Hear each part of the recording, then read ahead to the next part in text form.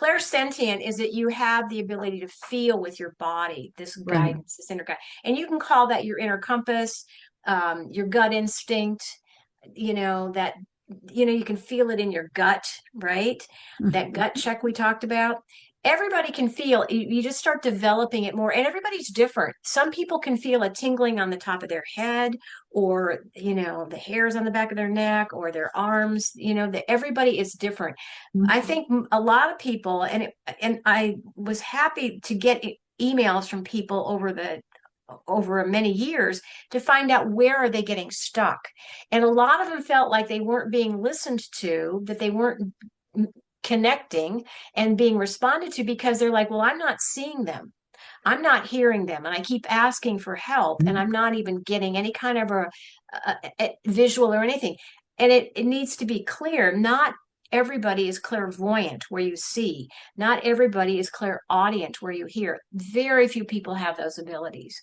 Mhm. I'm not clairvoyant in the typical sense where I see visions.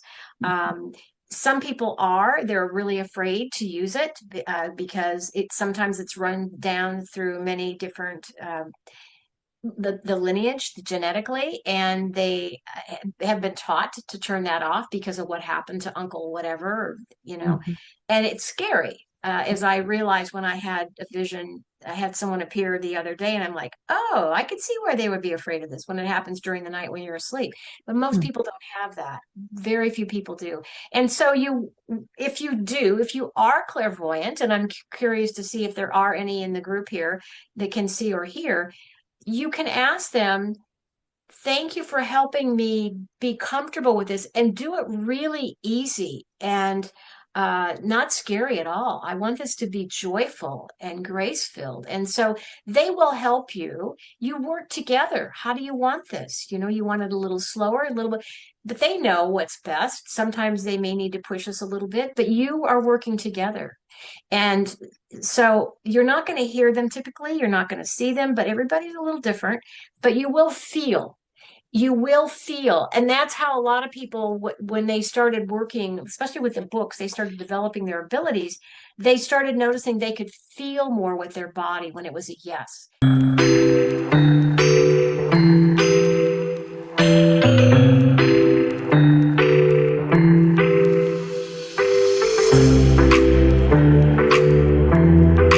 Welcome to Caritas Consciousness Project. I'm Gloria Coelho, and Caritas is dedicated to promoting the evolution of consciousness as the key to individual growth and global healing. And we draw from a wide assortment of ancient wisdom and leading edge studies in science, consciousness, spirituality, healing, philosophy, and in hosting guest speakers. And we offer classes and study groups also online. We have a YouTube channel, Caritas Consciousness Project, where you can see over 150 video recordings. And they're also accessible on our website, which is caritascenter.org. So as a nonprofit, we rely on the support of our members and donors to keep us going. And if you'd like to support our program, you can make a donation or become a member on our website. And now let me introduce our guest speaker, Robbie Holz. It's our second time around that we're having a conversation on Zoom. She is an internationally respected healer, frequent media guest, and an author of the award-winning books read in over 47 countries now. 46 that I know 46. Of, yeah. Okay. I have 44, so I'll update that. Okay.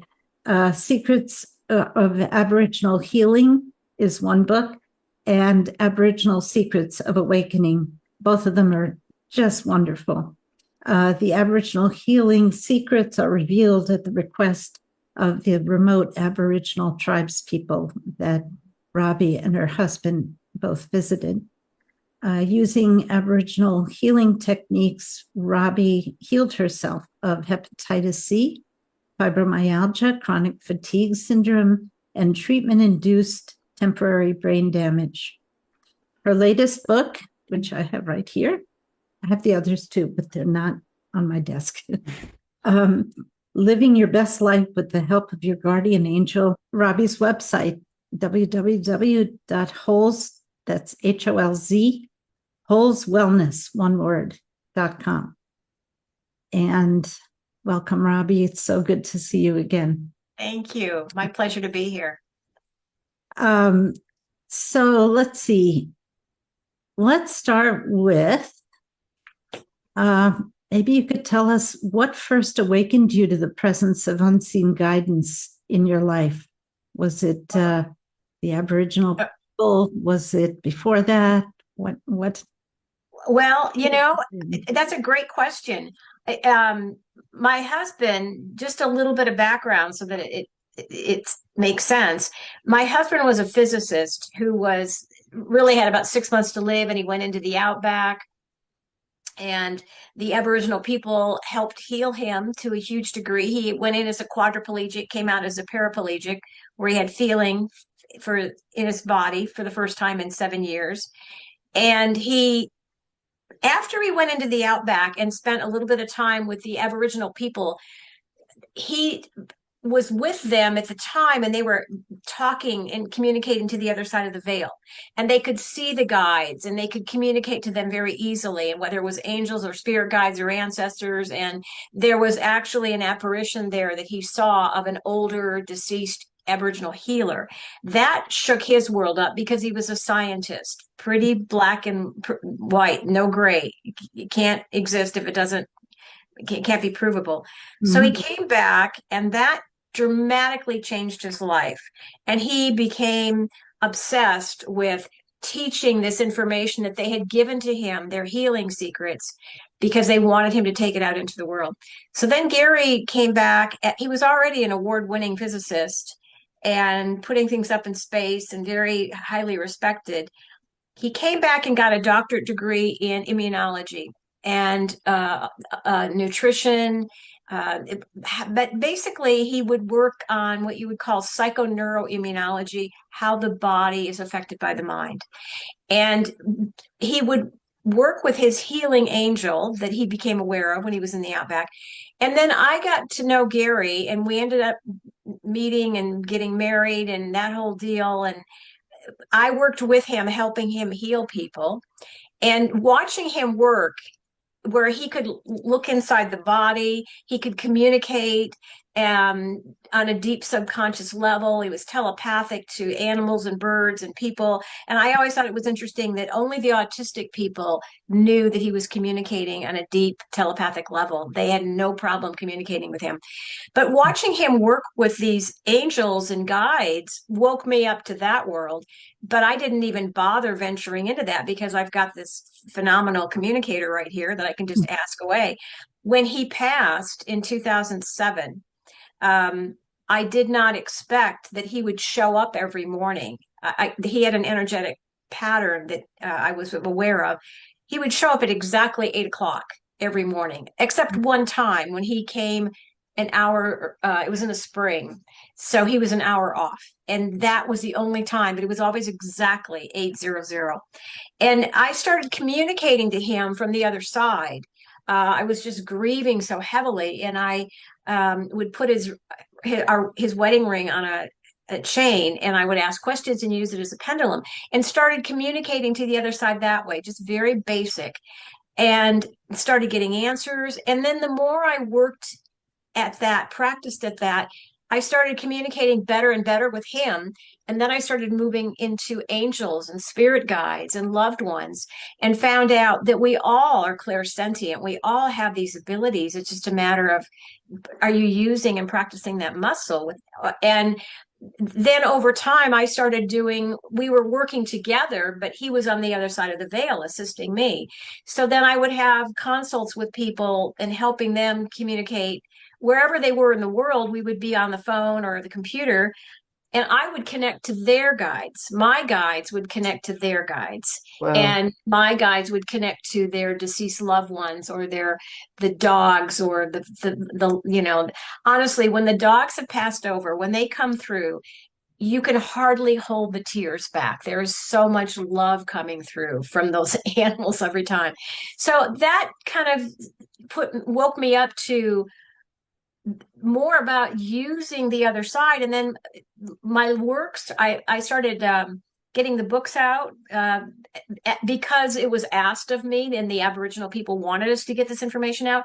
And work just kind of exploded. I did not expect that these books would just take off like they did. And it got to the point where it was just too much. And I have a tendency to just work myself into the ground. And so what happened was that I started leaning on my team, my spirit team. How can I handle this? Please help me. This is too much. And the more I leaned on them, the more I realized, oh, this is huge. This makes a huge difference. They can help you with anything and everything, but they have to have permission. And so, but leaning on them and allowing them to assist me, to me was a huge game changer. Huge. And then I became passionate about, I got to get this information out. People need to know. We all have access to this tremendous assistance. And, they liken it to, you can operate on your own, no problem. Free will, planet, go for it. But when you ask them and allow them to help you, it's like operating at 5 amps on your own versus 5,000 amps. A huge, huge difference. And it just makes it so much easier because you're being guided, you're being assisted, synchronicities happen. I use them now for anything and everything. And it just it puts the mind back into where it was intended to be, which is a tool. It's not meant to be guiding us. It's meant to be following this higher consciousness, whether that higher consciousness comes from your soul, your higher self, your guardian angel who loves you tremendously. But the mind is not really the one who should be at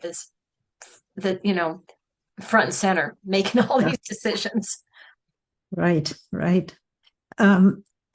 So was there like a pivotal moment that deepened your trust in that guidance, and did it start prior to the death of your husband, or was that the beginning of it when Yeah, I love that. I've never thought about that. Well, what happened was, and this is what I encourage people to do, is to start writing down these synchronicities. Start writing down these magical moments, or there's no way that could be explained unless it was truly coming from the other side, and you because the mind, especially in the beginning, really wants to negate it. It really does not want to give up that position of being in charge. And we don't realize that we've been hearing guidance all our lives. Right. Except we thought it was our own thoughts. Exactly. So we do hear it, but we don't discern it. We don't discern where it's coming from.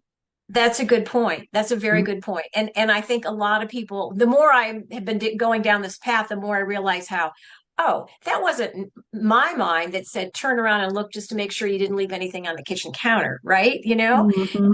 Something happened just earlier tonight. I can't remember what it was, but it was like, oh, thanks guys. I forgot something, and you think that these thoughts that are popped into your head are coming from you. And a lot of times they're not. So, right.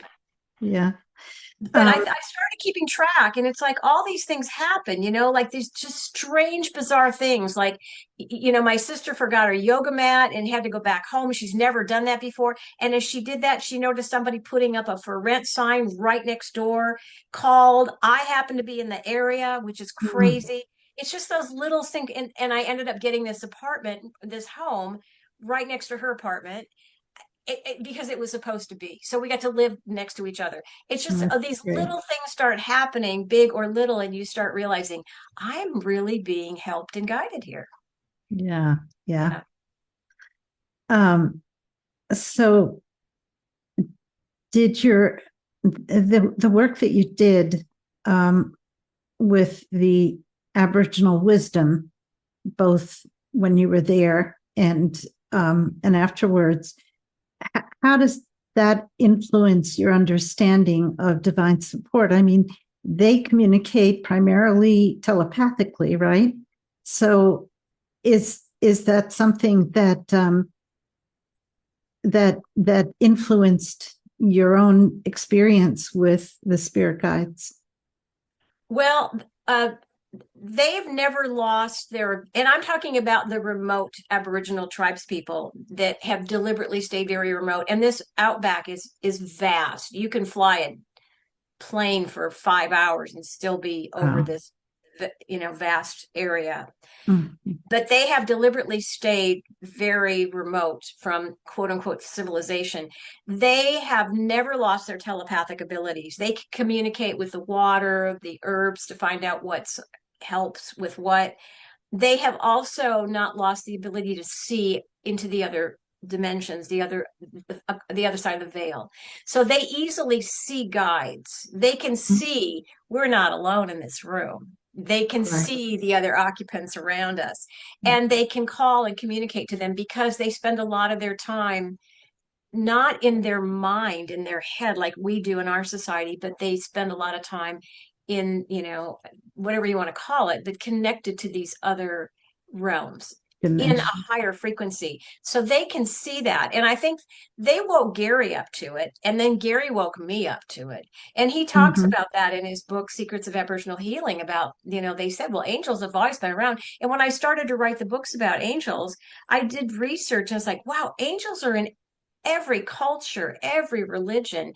It may take a different form, but there are these beautiful, incredibly loving beings who are here to assist and guide.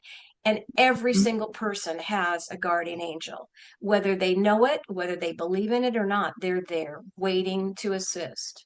Right. Are you still in touch with the tribe that you visited? Not in the sense that we're like in a, not like I was before, Mm-hmm. um, because that was a while ago. That was 2008. And I think that, you can still have the dream time.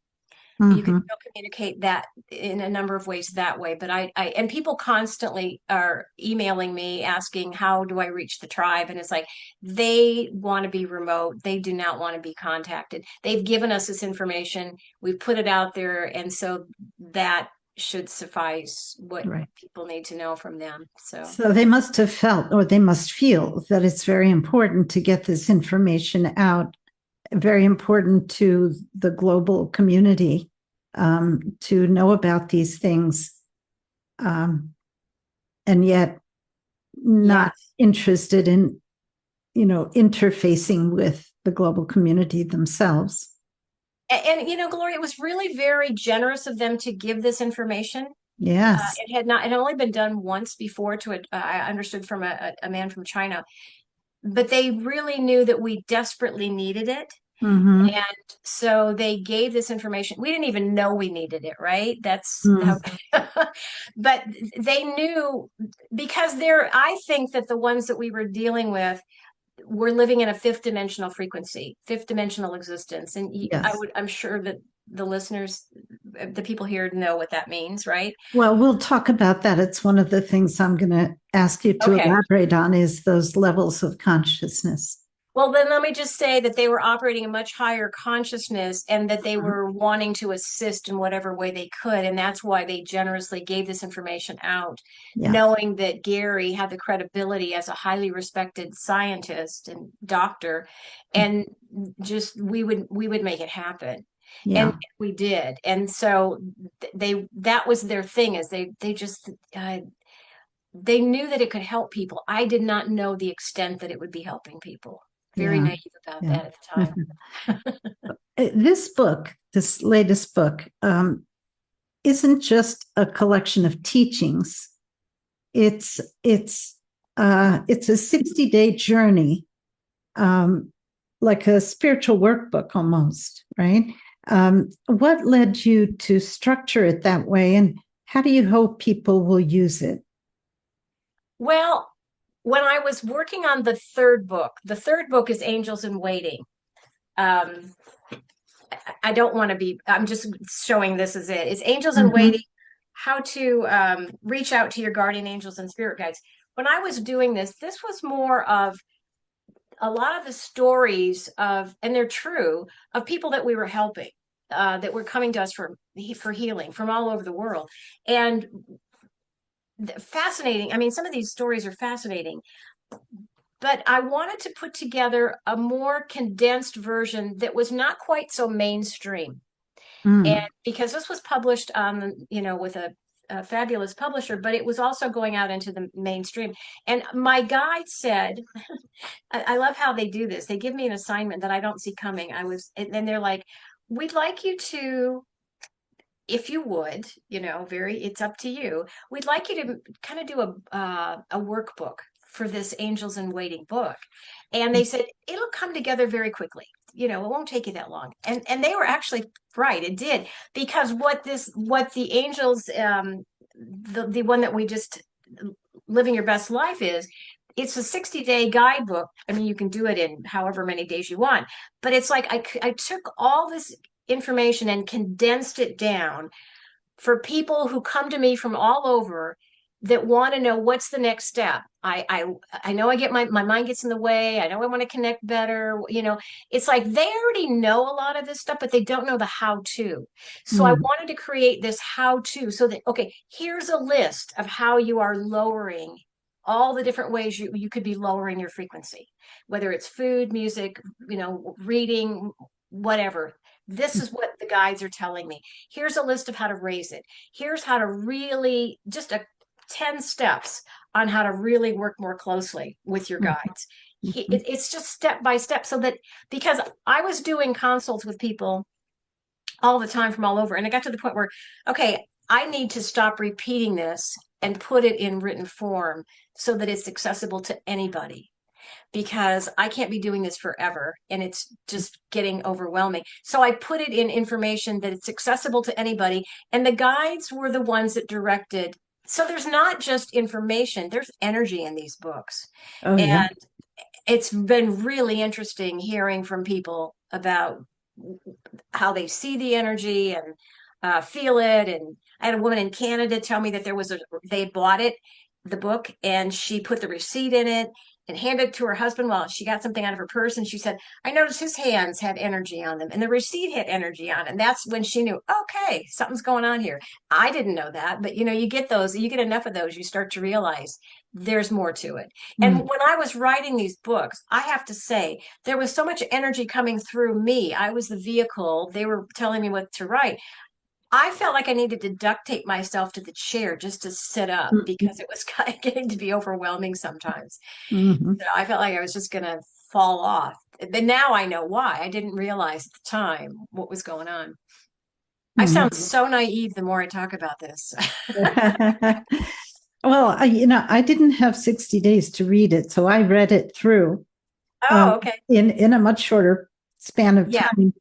But I think that it would be really fun for people to take one day at a time, because then you can really absorb and let it marinate, and then do the next day. I think that's a great format, it's only one or two pages. Information. So it's the pretty days, easy. that's, they're chapters, but they're called days, so it's like each one is only a couple of pages long. But I think it would be really fun, for people to take one day at a time and really absorb it and live it and think about it, and meditate on it.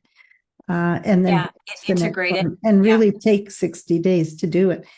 Do you see it watch what happens, Gloria, when you do that, how the team, I call them a team because you got more than one helping, what they're going to do for today's lessons, right? I mean, it's going to show up right in front of you. Right. So do you see it as a linear journey or something readers can revisit, whenever they need to. Oh, whenever you need to. The only thing I suggest is that they read it in order because then it Yeah, makes more sense. But yeah, yeah, I mean, it just makes sense to go back and do it again, like you just said, one day at a time, because you right. do tend to want to keep reading and get to the parts Hmm. that really resonate with you. But there's so many. I just think this is just a guidebook on, that you can pull out again. If you decide I really want to go deeper with my guardian angel. And then you start to pull out the pages, the days that Right. really help you develop that. Yeah. Yeah. Um, so do you see guides uh, as individuals or part of a collective spiritual intelligence?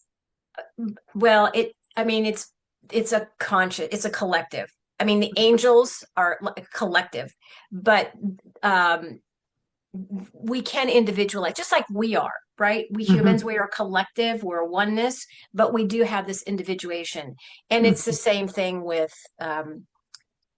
spirit guides and angels.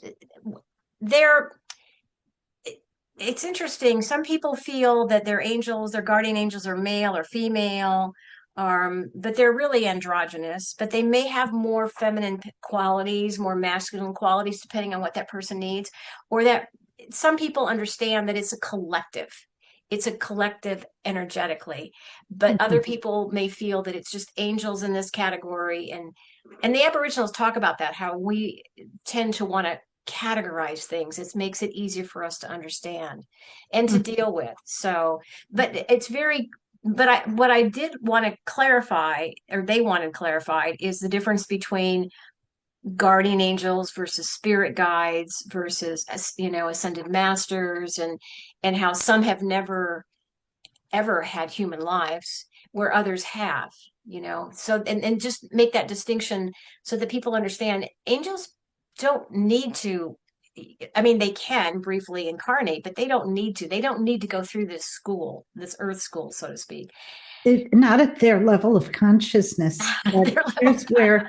here's where spiritism might differ a little bit, because spiritism says that that we graduate to that angelic level, you know, Yes. and we don't start there. And I know some traditions teach that, God made angels, right? But anyway, it's just a difference in philosophy. Right. But yeah, Yeah. it's a nice thing to aspire to, thinking that, we're on this trajectory, this evolutionary journey, and that someday we will reach that point in consciousness where we no longer have to incarnate, and we are, in that fifth dimension or even higher. Who knows? Right. Six. Yeah, Yeah, yeah. exactly. Yeah. Um, so, in your book, you mentioned. Um, well, let's talk about um, some of the creative or surprising ways that angels and guides communicate with us. Do you want to Yeah, talk about well, and that? it's not uncommon, and this doesn't surprise anybody, I'm sure, to have young little ones convey what they're trying to say, right? You'll have a 3-year-old that'll say something that they're trying to get their point across. Um, I remember going to angel conferences, to a couple of them years ago. And I got speeding ticket every time.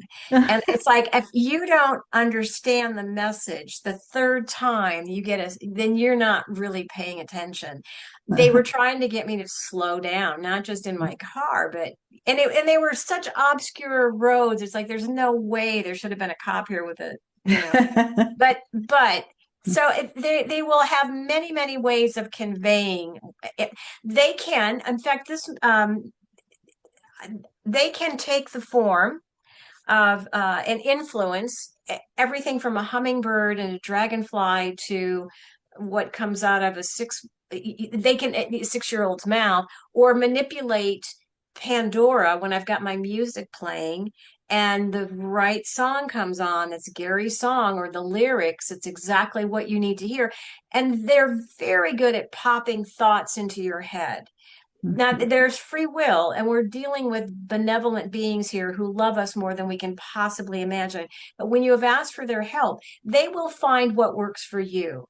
And I remember when my dear sweet sister lived on this island with Gary and Gary passed, and she was going to go a year later, go and move and live back close to Seattle.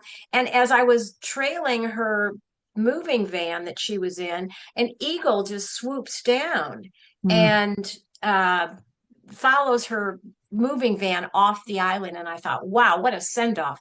And I couldn't wait to see what happened when I moved, and mine, I ended up years later following an ambulance. And I thought, well, wait a minute, that's not, but it was a very different, there's a sense of humor. They definitely have their sense of humor. Or you might look over and there's a truck that says we're out of this world, or clear communication, advertising internet or something. And if you are more visual, then they will tend to be showing you. If Mm. you are more music and auditory oriented, then they will pop songs into your head, or you'll hear it, or all of a sudden, it'll blare off the television, your volume goes up. Mm. They will find what works for you. I've learned when I'm writing an email and responding to someone, if they feel that it should be rephrased, they will glitch that computer and it'll stop, or I'll lose it. And I'm like, okay, I get it. I don't fight them. I realize they're helping me. It's in my best interest.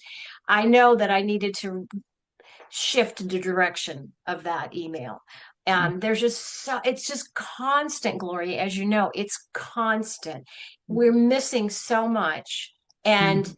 whether a car alarm goes off when you're talking to somebody, or you drop that cookie you shouldn't be eating because you've asked for help, getting rid of your sugar habit, I've learned that there really aren't accidents very often. And quite often I'll ask them, okay, was that you or was that me? And now what I'm getting is it's both of us. It's all of us.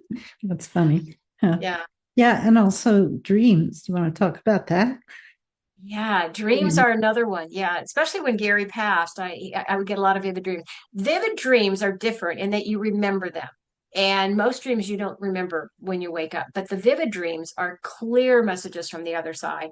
And a lot of times the guides, the angels, whomever is assisting you, they will, when you wake up during the night or first thing in the morning, and there's a thought directly there, that is quite often a message from them, because Mm. the mind has been quieted. Now it's that second or third thought. Now the mind is engaged, but it's Mm. that first instantaneous quick thought. I encourage people to do what I call a 3-second gut check. You know the answer to a question that you ask yourself within 3 seconds. If it goes longer than 3 seconds, now the mind is helping out, quote Mhm. unquote. Yeah. And So you it's can, instantaneous. yeah. And you can ask your heart too. You can ask your Exactly. heart, right? Exactly. And Um, started to know that it was my guide. And, as you work with them more, you start developing more and better systems. You start picking up on things. Your skill develops. And mhm. I started to realize, oh, they answer my question before I finish asking it. That's how I know that it's them. And you'll Mhm. get this telepathic download. It's just, oh, you just know the answer, even though it's very complicated. And if you typed it up, it could be a whole page. You just instantly know it. You Mhm. just know the answer. Right. You in your book, you mention that when communicating with your guide, um, how we need to let go of two burning questions: how and when. Why is that? That's the mind. Yeah, the Yeah. mind. That's how you know the mind's involved. And you got to love the mind, but it again was not designed to be in charge. It's designed to assist the soul, a higher consciousness, the higher self, whatever. Yeah. And the mind will want to know, how is this going to happen and when is this going to happen? And you will find yourself asking that over and over and over. When is this going to happen? Because if you ask for help, you hand it over. You got to let go of that. How is it going to happen and when is it going to happen? Because there's so many factors involved. if you haven't learned the lesson, then they can't tell you when, because it's really up to you, right? When are you going to get it? If you, there may be I've learned that it's like puzzle pieces that need to be put in place. And if you move too quickly, then things aren't quite ready. It's fine if you want to do that. But when I wanted to move, I handed it over to my team. Okay, thank you for finding me. And it's not, oh, please help me. It's a thank you, because they will respond. Thank you for helping me find a place that I'm just going to love. Mhm. Um, and I waited and I kept following their guidance. And a dear family member was helping me find something, and she was kind of confused why I was saying no to these places that she thought were fabulous. And the guides are like, well, you can do that, but we have something better in mind. And I just kept waiting. I let go of the how and I let go of the when. And then finally they brought it to me, because things fell apart. They cannot force anybody to do anything. And things had kind of fallen apart on the other side with the people that were going to have the house that I had. And I needed to be patient for a couple of months. And then they found me this place, and it's like, this is so over the top ridiculous. I have a view of the mountains, the water, the sailboats. It's located 3 blocks from my grandson's future school. I mean, it's just, they know the future. They know exactly what works best for us. Yeah. Yeah. Well, I find especially when something they say feels a little overwhelming, that's when the ego kicks in and says, oh yeah, well, how? Oh, when is that supposed to happen? Right. We have a little, a distance healing group on Zoom that we do. We have a list of people that we help. And we also started doing one of our sessions for world health and world peace. And so, during that particular little meditation, I heard, it's time for the awakened ones to lead. And my first reaction was like, oh yeah, well, how? and then I caught myself and I thought, okay, listen, but because my immediate thought was, well, it's the awakened ones that don't want it. They don't want the power, but of course, leading and power are two different things, right? So I had to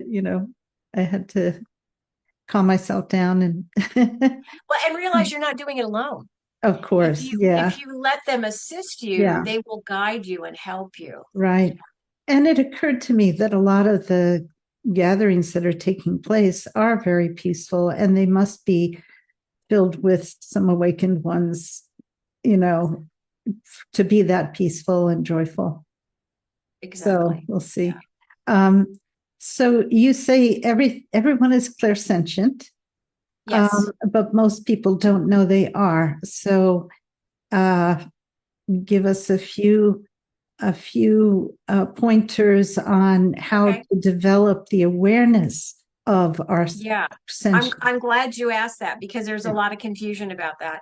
Clairsentient is that you have the ability to feel with your body, this guidance, this inner guide, and you can call that your inner compass, your gut instinct, that you can feel it in your gut, right? That gut check we talked about. Everybody can feel, you just start developing it more, and everybody's different. Some people can feel a tingling on the top of their head, or the hairs on the back of their neck, or their arms. Everybody is different.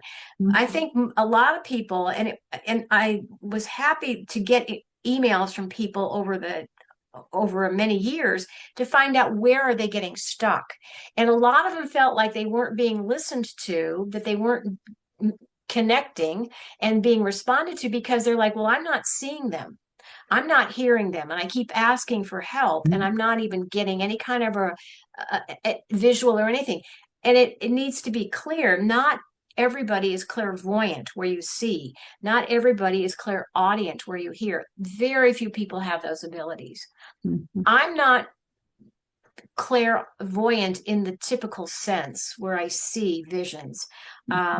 Some people they're really afraid to use it, because sometimes it's run down through many different the lineage genetically, and they have been taught to turn that off because of what happened to uncle whatever, Mhm.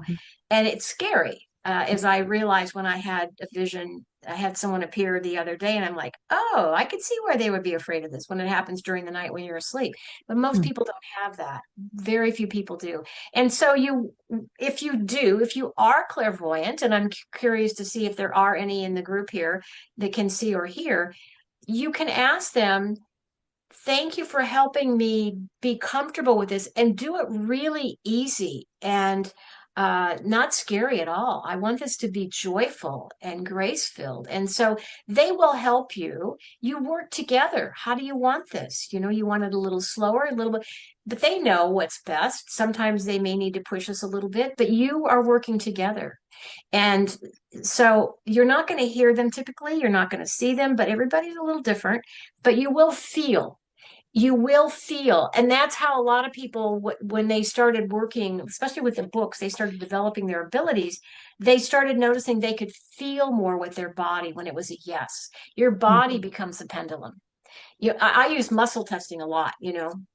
because it's really easy to do in a grocery store in fact, I was doing it this morning I was at the grocery store, and I wanted to know which brand. They didn't have the organic brand I normally get. And I'm like, so I was asking them, because my guides can feel energetically, which brand should I get now? Because there's shelves of choices, and they will help me. Or which tomato is best, right? Has the highest vibration.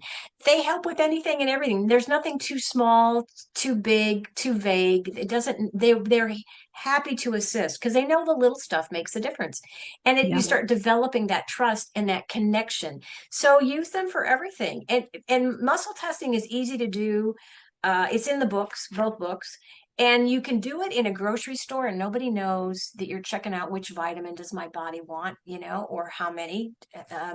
So there's just so many different ways. And this is why they wanted me to put both of these books together about how do you start doing that on a day-to-day basis and pull it into your daily life.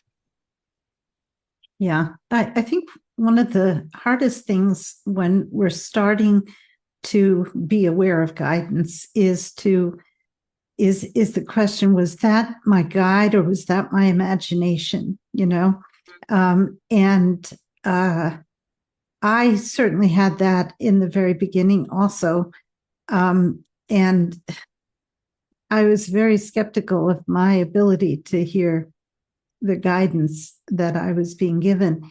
And what happened was uh, there were some very dramatic situations in which they helped me, and I could not even begin to think that it was my thoughts, because it was the last thing I wanted to do, that I was being told to do, each time. And I was very stubborn. My poor guide. Um, I was very stubborn, and it took a while for me to. But um, there were these circumstances where they literally saved my life, and Yes. and Yeah. my Oh, yeah. first response was, "Oh no, I don't want to do that." And if Yeah. I hadn't done it, I literally would have been dead. Yeah. So, Yeah. I mean, that's learning the hard way, I think. Well, I But think it worked. yeah, it works. And you bring up a good point, is that if you're supposed to get that message, they will get that message to you. Oh yeah, yeah. Working in this dimension is child's play for them. It's so easy. But they Mhm, have laws, they have rules they have to abide by, spiritual mhm, rules. But it's important, like with you, with what you needed to go through to save your life, because you had things to do, you mhm, have work to do, right? They mhm, will make sure you get that message. If you're not getting the answers, just wait, because it's possible they're going to play scenes out in front of you first before, so that it really sticks. So you can ask them, thank you for helping me understand this, and be patient while I get the answers. I'll get the clarity. mhm. You'll get it. It'll come to you. It just Yeah, may not come instantly, and people want it instantaneously, but you'll get it. Things will come. And if you're supposed to get it, they are so good at their job. They will make sure you get it.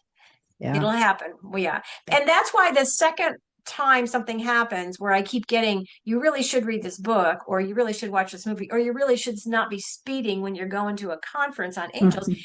that I try not to have a third time happen, because usually Yeah. that's a little bit harsher. That's Yeah, definitely. Um, so talk about some of the benefits of meditation in this process. yeah, You have quite a bit to say in your book. I love that section on meditation. yeah. And again, this is coming from them, the guides, Mhm. because, and I'm sure you well know this, Gloria, as do many others who are here today, the mind is so chatty and so busy and so loud that it's hard to hear their guidance or to feel it, right? You can't feel it over that chattiness, that busyness. They're very quiet and subtle and succinct, very succinct, that you may get your answer in like 2 words, but they're very quiet and subtle because you need to quiet the mind. That's very Mhm. deliberate. And so meditation is a way to quiet that mind so that you can feel that guidance, that inner guidance. So you can feel the knowing a little more strongly. It calms and quiets that mind down so you can feel and develop that other muscle, that inner intuition, that inner GPS. So meditation is a way to just calm that mind that thinks it's helping and sometimes it's not, so that you can feel and hear. It was a joke in my family and with my friends that whenever I would go to the bathroom, especially in the beginning when this all started, whenever I go to the bathroom, I would get messages from my team Mhm. because I was quiet for a minute, Mhm. right? And it Mhm. got to the point where they were like, okay, every time I'd go to the bathroom, like, what'd you get? Right? Because and I kind of expected it when I'm in there, because I would deliberately be quiet and be receptive.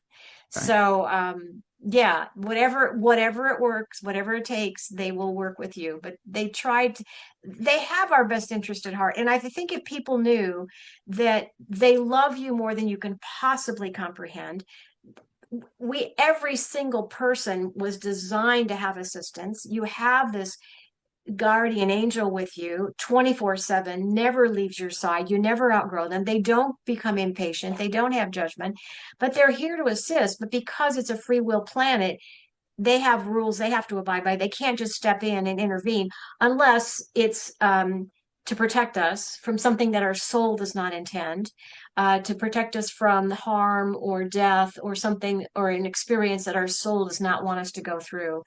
Then they are allowed to step in and intervene. But otherwise, from the most part, you're just on your own, you're fine. But if you assist them, if you allow them to assist you, that's a huge game changer, like I said before. And it makes it so much easier, so much easier. And now you're following more closely what your soul intended, your higher self, a higher consciousness, divine source, whatever you want to call it. It just makes life flow so much better. And we were designed to have this help. And the beautiful part, I love this, Gloria. Every time we grow and we allow our guides or angels to assist us, when we allow them to help us, they're growing because they're serving out Yes. of tremendous love. Yes. And so, as if we've asked them to help us, like I've asked them to help me develop a higher consciousness or more tolerance for something that might trigger me, and to heal that, as I grow, they're growing. It allows Mhm. them to grow. So Yeah. it's this beautiful synchronistic relationship where Right. we are designed to be helping each other Yeah. on one level and loving us. And I think where a lot of people get hung up, this seems to be, it comes up over and over again. People are afraid, because I've asked when I do these conferences and these classes, I'd say, so why don't we ask for help more often? most A lot of times people forget it's there, they just don't think about it. And the other thing is that they said that they're afraid they might be tapping into something that's not in their best interest. How do I Mhm. know I'm not working with the dark energy? Mhm. And I said, because it's the intention that we are working with love, and that we are not going down dark alleys. Now, if you had some really bad addictions to really heavy drug use or a severe alcoholic, you would want to be very careful with what you're engaging with. But we are working with loving beings, tremendously benevolent beings who are designed to help us, and they have our best interest at heart, love us tremendously. And they will never tell you, you have to, you should. It's Mhm. all free will. They don't, you can go you can take as many lifetimes as you want to learn this. But if Mhm. you want to learn it faster, we can help you with that too. But there's no judgment, but they are doing it with tremendous love. So it's never pushing you into anything. You have the free choice. Yeah. And I think asking is really helpful too. There's a lesson in the Course in Miracles that I love that says, I'm willing to see this differently. So when something is troubling us and we're not feeling peaceful about it, that's a clue that we're not seeing it clearly. Because if we were Right. seeing it clearly, we would be at peace with it. We would accept. Exactly. And so if I'm upset about something, that's once I'm in more or less my right mind, I can realize, oh, I need to do this little technique where I say, okay, I'm willing to see this differently. And what I love about it is I don't need to know the Exactly. ball is in the other court. As soon as I say that, I just have to go about my business and wait for the answer to come or wait till I see it differently. I don't need to analyze and figure out how to see it differently. I just need to be willing. And when I say that I'm willing to see this differently, I already feel a release because I'm unplugging from how I see it now.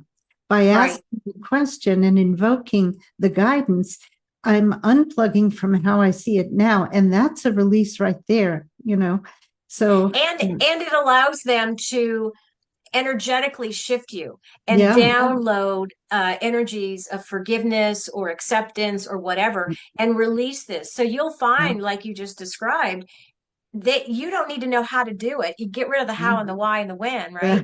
They will just help you do that. That's what I talked about before. It was like 5 amps of power versus 5,000. You just find you're not triggered. You just Right. don't go down those rabbit holes anymore. Right. And And the answer might come right away or it might come a week later. It doesn't even matter. it doesn't matter. Because I'm open to it. I'm open to seeing it differently. And that makes all the difference right there. Right. Right. And what I love that you just said that, because what I found with things that I'm asking for help, but I'm resistant to let it go, I will bungee cord it back to me. I'll hand it over to them. I don't even know how or when you're going to do this, but I just know you're going to help me with this. Thank you. And then I find I've pulled it back and my mind is playing with it. And then I'm like, oh yeah, I'm going to hand it over to you. And I will bungee cord that thing back again over and over until finally, it's like you can play with it as often as many times as you want, but really you're better off just handing it over and allowing them to help you so that they can, whether it's a physical illness, a mental stuff, it doesn't matter. They can help you with that. Yeah. And if you have something you're not getting over physically, it's possible that the soul does. This is very important. They are governed by free will, but they're also governed by, very importantly, what the soul intends.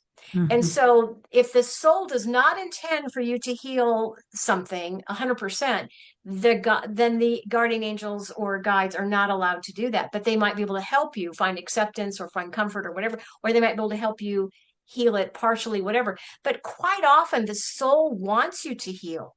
The soul wants you to let go of this, and they will help you with that. And for some people, it may take quite a while because they've got many layers to it, or the body has really been dealing with this to a very large degree, but they will help you with that. But they have to comply with what the soul intends.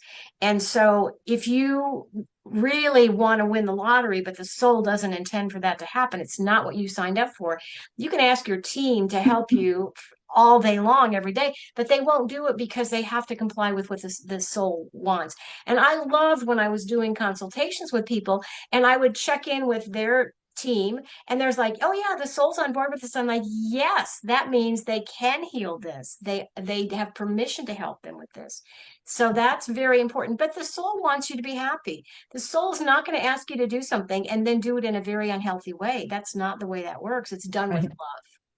And it's our own soul too. It's not someone else's soul who doesn't intend, right? I remember the scene in the book in I guess it was the second book on Aboriginal tribe, The where Awakening book? Gary was.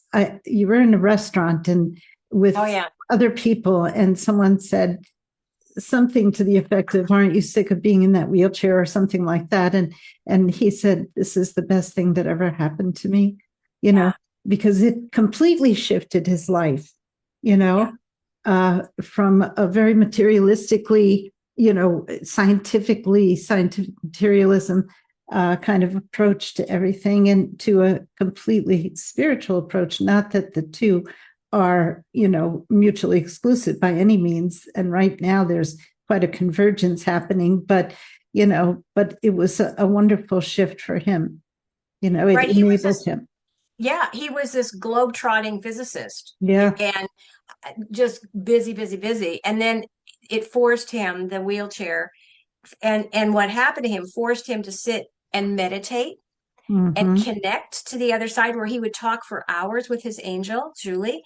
And that's why it, like the Aboriginal people, tribes people, they spend more than half their time connecting to the other side. That's more real to them. And that's what happened to Gary when he came back, is he started to really connect. And I'd see him in the kitchen, just tears rolling down his cheeks, because he's just in awe of the beauty and he's in these higher vibrational frequencies, just the Yeah. joy, and he would not have had that if he had continued on that other path. Right. Yeah. So what role would you say gratitude plays in opening the channels of communication? Huge. I think gratitude is like the answer for so many things. So Mm-hmm. many things. Gratitude will help you heal faster. Gratitude will help you bring in more abundance. Gratitude is huge because it's a very powerful energy. We forget that these are energies sometimes, right? And Mm-hmm. that's a very powerful energy that will raise your frequency very high. And when you get into these higher frequencies, and that's what I love, that these guys can help you with that. They'll help you figure out, what do I need to let go of? I don't even need to know, but thank you for helping me let go of whatever I need to let go of. Thank you for helping me open to whatever I need to open to. You don't even need to know what that is yet. And they will help you when you raise into these higher frequencies, and gratitude will help you get there as well, where you're at just so much peace and joy and acceptance. Because, one thing that I think we need to hear in this world that we're living in right now, that the guides have always said over and over and over and over, it is paramount to have acceptance rather than judgment. Paramount, not just about yourself and others, but especially those that trigger you. So if you're challenged by that, and right now there's a lot of things to be challenged by, I know if I'm being triggered by certain people, then I will ask my team, and I like how you put the ball in their court. Thank you for helping me let go of that, so that I am at peace and have acceptance and not judge. And then you just find, like we were talking about earlier, over time, you just aren't. I would be asking for help with driving, because sometimes as you get around big cities like Seattle, there's a lot of driving there's some drivers that are not as conscientious, and can be a bit reckless, and can be a bit rude. And so I would find myself triggered by that. And I'm like, well, wait a minute, that needs to stop. That's not helping anybody. So I'm like, well, this is going to be a tough one. Good luck with this, but I'm going to hand it over and ask for help. And so it took some time, but then they'd pop into my head, that crazy maneuver you just saw with that driver, he's just looking for love, hasn't a clue how to go about it. And so you start developing that empathy, that compassion.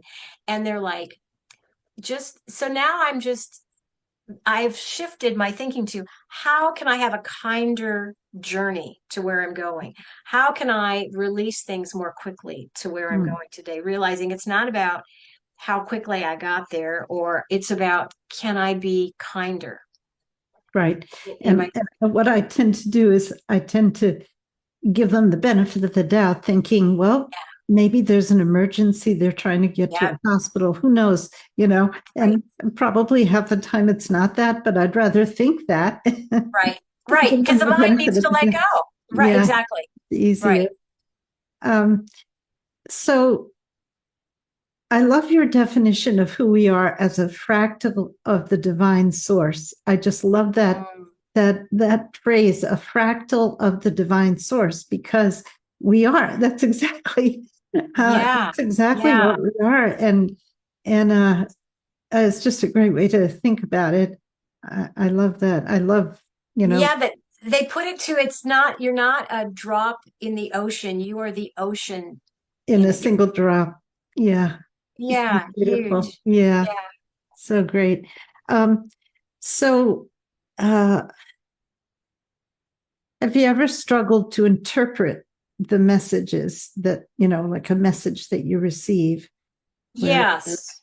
Yes, that's a great nobody's ever asked me that, and I think that's a good one. And I have found um sometimes I was misled and deliberately misled by my team because it was necessary for what I needed to learn or go through, or I wasn't ready for what was, they knew or they wanted me to think something.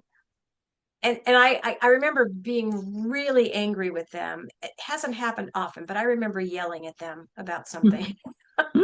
having a spiritual temper tantrum? And I knew they are not going to give me an answer right now while I'm having a tantrum, but it's like, I Right. can't believe you. But it Yeah. was obviously sometimes it's not because it just affects me, it's because it affects other people. And Hmm. so I had to realize, okay, they gave me that because this person needed to hear that right now. um Maybe they needed help, maybe whatever, but I felt like I had been misled. But they know what's in our best interest, and Yeah. again, they love us tremendously. It reminds me of parents that sometimes have to say white lies to their children because they have to get them to take the medicine or whatever. And so I remember, I don't remember what exactly precipitated it, but I do remember being very upset with them. Of course, you apologize immensely later and know they still love you, but I know they are not going to talk to me when I am having my hissy fit about because, and then they'll give me the clarity on why they did that. When you calm Right. down, I knew they would help me understand why did you give me that information when it wasn't really true, but it needed to be what needed to be passed along. So yeah, it Hmm. happens. But Mhm. again, it's for our own best interest. Right. Yeah. Um, so, so what about when the guidance is true, but it contradicts our desires or our logic? Um, Yeah. Yeah. that's a challenge. I mean, that's what I went through in the beginning. A lot of that, like I didn't want to do, I didn't want to say this to this person because I knew it would upset them. Yes. I don't want to say Yes. this. And then Yes. every single time I realized in hindsight, I should have said it. It Mhm. became very clear that they were always right. And that's what finally Mhm. got me to trust. Yeah, it'll come around again if it needs to. Yeah. Yeah. I completely understand what you're saying. Yeah. Mhm. That Yeah. happened. Yeah. Yeah. So how can someone move through fear or skepticism about all of this?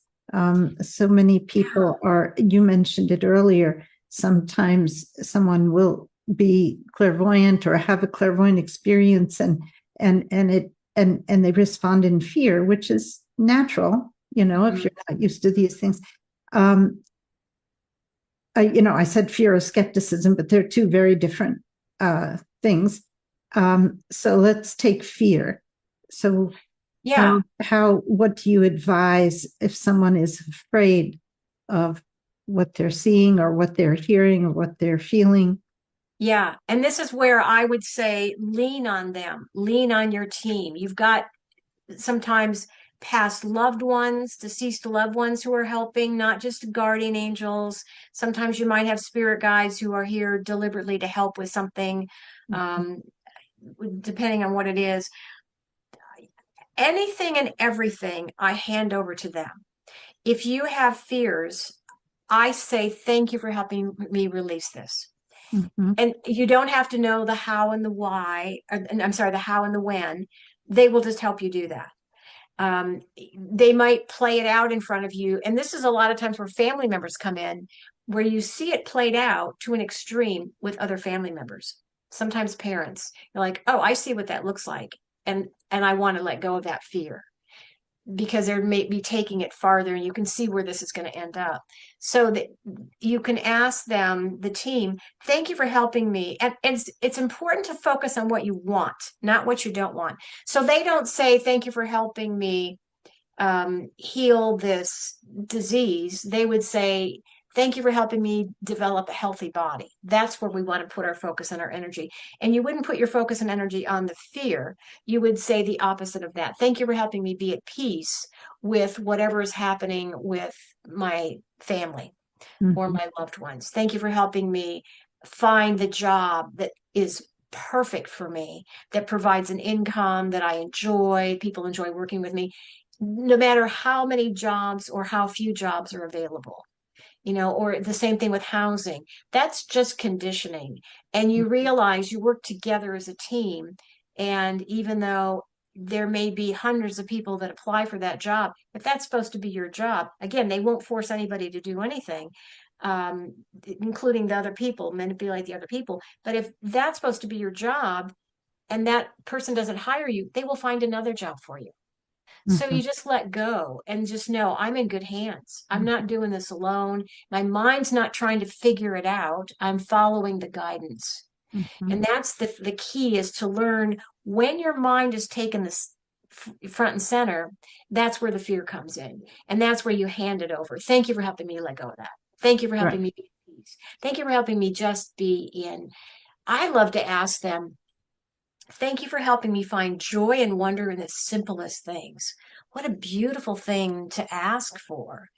And then every now and then I'll be like, thank you for helping me. Well, I like to say thank you for helping me live the highest vision of my soul. That's Mm. a They love to help with that stuff. Yeah, and to remember that what's in the highest good for you is in the highest good for everyone. Right. What's in the highest good for, a person that you may be having a conflict with is also in your highest good. So, Yes. there can't be, it's always a win-win or a lose-lose, right? Yeah, exactly. Yeah. And eliminating fear is why we are here. We are here to get rid of that, to heal that, to let it go. So they are thrilled to be able to help us with that. And again, Mhm.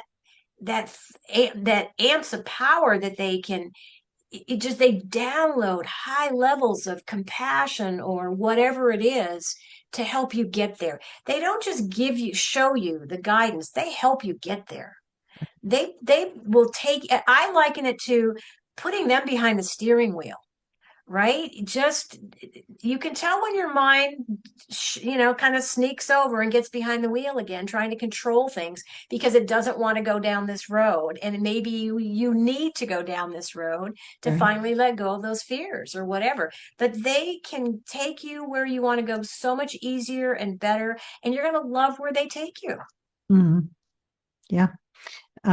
It's the sabotaging thoughts that we have to, uh, I guess, learn to identify, right? That Right. we need to see when the ego is doing our thinking for us, Yeah.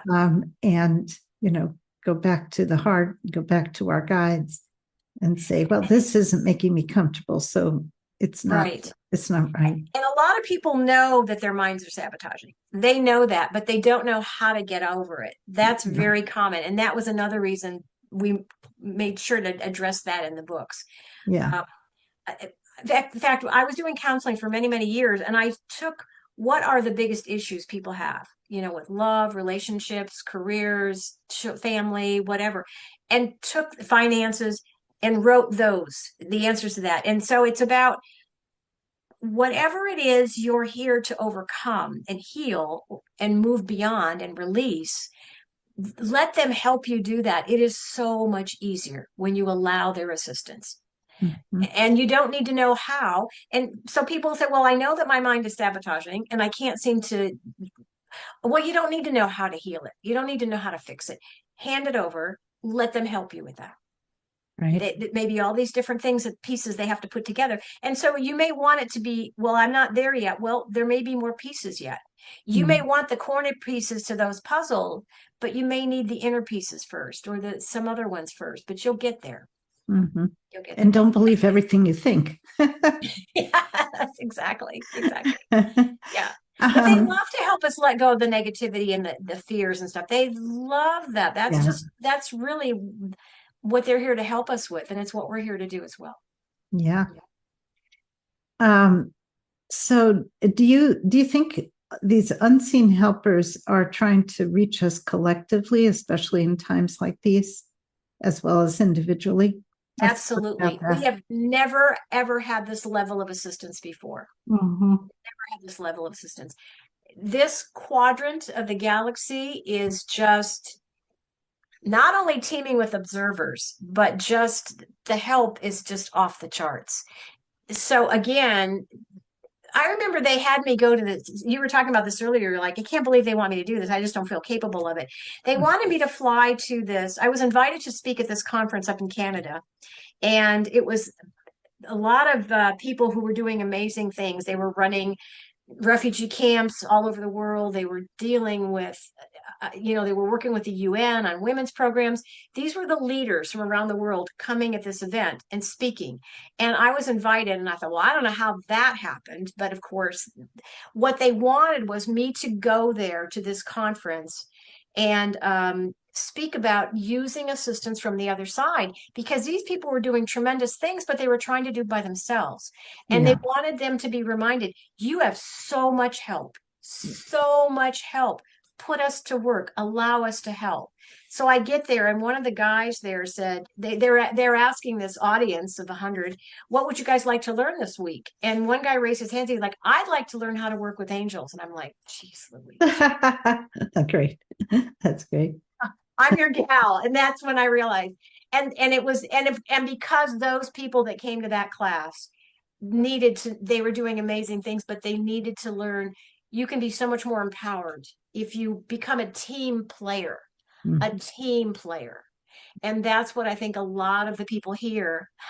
Okay, hang on. Let me just, they're giving me that. Okay, this is coming through really strong. When it comes through really strong, I am in tears. That's how they emphasize the importance of this message. Mhm. The importance of this message is you folks here, every single one of you, has tremendous help to do what you're here to do. Allow us to assist you equally like the people from the UN, equally like the people running the refugee camps. Your work is very important. Allow us to help you, to be a team player. So it would behoove us to be better team players. Mhm. That's coming through strong. That's how they get their point across. I end up in tears. So it's like, okay. I know, I do too sometimes. Yeah. Yeah. It's the Yeah. energy. It's the energy, you know. Yeah. They really want you to know what you're here for is this is why you're here. This is the Yeah. work. And Like let us I think you assist you. mentioned in your book that we chose to be here in order to participate in this shift, this transformation, this evolutionary step that we're ready for, even though it may seem otherwise if you watch the media, but the media doesn't report on these things. That's the problem, you know? No. So yeah, Now is our time to bring the joy, the laughter, the mm-hmm. empathy, the love, the compassion, but the joy and the laughter. Mm-hmm. That's because that's the energy we're bringing into it. Yeah. Yeah. Yeah. Would you elaborate on the statement that you make in your book? And I wrote it down. Wait one sec.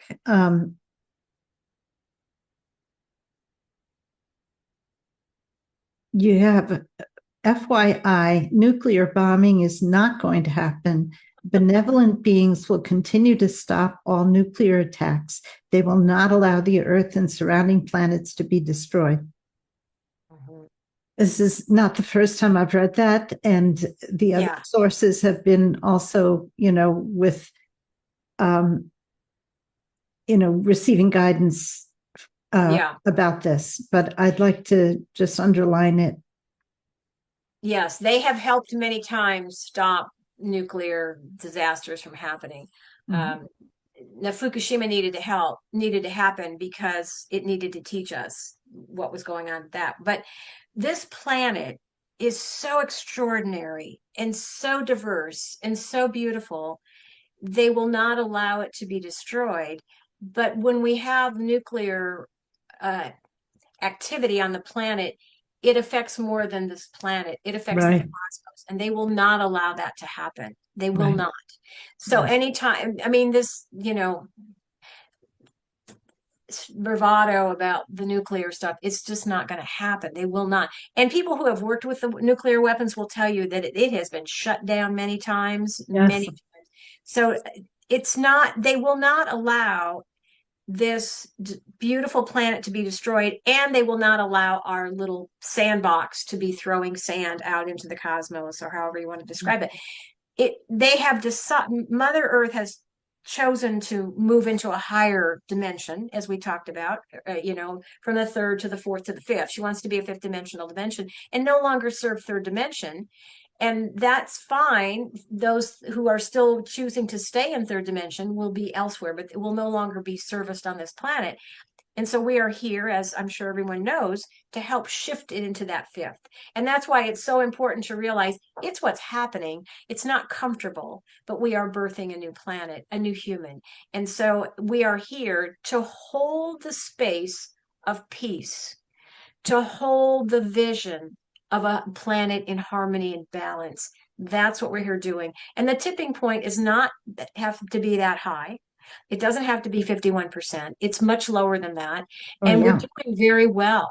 It just doesn't feel like it because we're in the midst of that.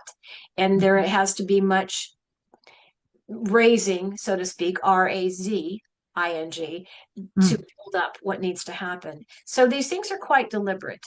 mhm, And we are here quite deliberate. And, they've said, you guys wouldn't be here where you are if we didn't have people before you mhm, paving the way. But we needed them to pave the way to bring, and now we need you guys to pave the way to make it easier for the others coming after you, because they just couldn't survive without you having more love and adding more, compassion to the planet, because they are so amazing. I've been doing consultations for a long, long time. And the ones what's happening that I do them with people all over the world. And what I've noticed is they kept coming younger to me. They're coming in, they're mm, 19, they're coming at 21, and they're coming in with extraordinary abilities, saying, I know I'm here to help, but I don't know what I'm here to do. mm. And that's where I say, well, what are you good at? What's your passion? There's a reason that you have these passions. There's a reason you're very good at these things. Ask your team to guide you to that, Mhm. you know? Or what do you find the most upsetting? You know, if a person has a passion for animals, let's say, and they see animals being abused, right? Then that's the thing that pulls on their heartstrings the most. So that's the thing that they need to focus on, right? Go Right. with go with your not just your bliss, but also your maybe aversions, Right. to And see. like that Canadian group that they wanted me to go talk to, it's like your soul has an intention and it knows how to make this happen. Allow us to guide you how to do it even better. And Mhm, that's what I learned. That this is kind of when, you asked me what was one of the big things that started this. I think it was when I realized they want this book, but they know how they want to do it. They know how they want to put it out there because they know when to tap into energies, and they know when people are ready and when they're not ready. So mhm, I needed to work as a better team player with them, not mhm. with, oh, I should go do this or that. That's the mind again. They Yeah, knew. They were yeah. going to have me do a child's book about guardian angels, and I was planning on doing that, and I was ready. And they're like, you know what? it's not the right time. Mhm. Or it took me a couple years longer to do the angels in waiting. It took, I think, a year and a half longer. And Mhm. then I realized I thought it was me. It's like, no, it wasn't time. It wasn't ready. So they Yeah, know how to accomplish these things. exactly. Exactly. Yeah, like in dream work, if you're trying to catch a plane and there's all these obstacles, you can't get a cab or you can't, whatever, Yeah, things are just keeping you, preventing you. Well, that's the dream saying it's not the right time it's for not the right whatever time. that plane ride represents, right? Yeah, Um, yeah. talk about the dimensions of consciousness. Let's if we're in the third, right? Or Yeah. most of the people on the planet, I guess, are in the third dimension. I'd hate to envision what the first dimension would be. Um, Oh, and I think I talk about that in actually both books, but especially yeah. I think it's an attachment in the back, Uh, appendix. I got real excited about the appendix. mm. Because it talks about that. I think first was more of a, I don't remember exactly, but it was more like minerals, rocks, that sort of thing. Very low consciousness, but a consciousness there. Mhm. But so third is where we are now, or where a lot of the planet is.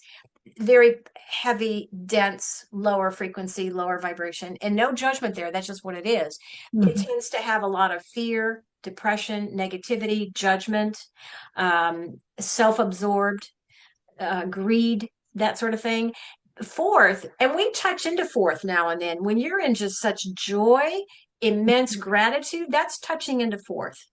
The key is, and this is where I like to ask my team, thank you for helping me sustain those frequencies. It's Mhm. really hard sometimes to stay up in them because the planet and its energies want to pull you back down into those lower frequencies. But Mhm. we're shifting into fourth, ultimately into fifth, which is very high love and vibration. And that's what I believe that the Outback Aboriginals were operating from, very much service oriented to others, love, compassion, for just acceptance, but very service oriented towards others, but not out of balance. But that's fifth. It's very love based, and love is a high frequency. And I did include in the, I think at least the living your best life, the frequencies, the energies of different emotions, which are Yes, higher, David which are some of the Hawkins. highest ones. Yeah. You And then we talked mentioned, about gratitude is one of the higher ones, and love and compassion. So we are headed towards fifth. And a lot of these things, I think it might be helpful to know this. I have a 10-year-old grandson and I have a 40-year-old son. And so a lot of the things that we want to see, I'm like, well, and I'm 71. I'm like, well, am I going to see this in my lifetime? And they're like, no, probably not. You're planting seeds, but you're not going to see the harvest of it. And but your 10-year-old grandson will. He will mhm. see that in his lifetime. And you will see it from the other side.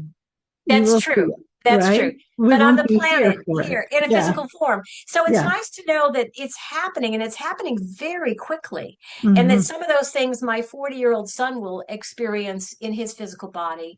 Some of these things that we find might be quite disturbing, or they're very chaotic, or they need to be shifted and changed. That Mhm. is healing very quickly, and that they will see some of that. And some of it I will see too.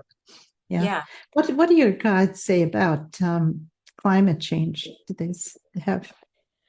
Well, I think that sometimes what happens is, okay, they just gave me this example. Sometimes you know how people need a heart attack to get them to shift their life, right? They need to have a cancer scare Yeah, or a absolutely. car accident or something to shift Mhm. them. And Mhm. so what we're seeing is some of those that people need that to really wake them up. But we need to remember it's not going to wake everyone up. And that a lot of these things that are happening, especially what's happening right now, it's not going to wake everybody up, but it is waking people up around the planet slowly, one by one by one. That's what we don't see. That's what we don't hear.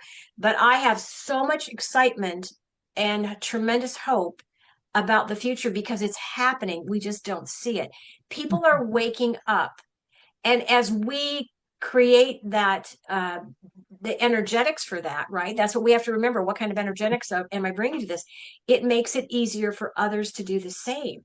That's Yeah. why when we have forgiveness, it makes it easier for others to have forgiveness as well. Right. And that we are waking up slowly, one by one, around the planet, more and more like never before.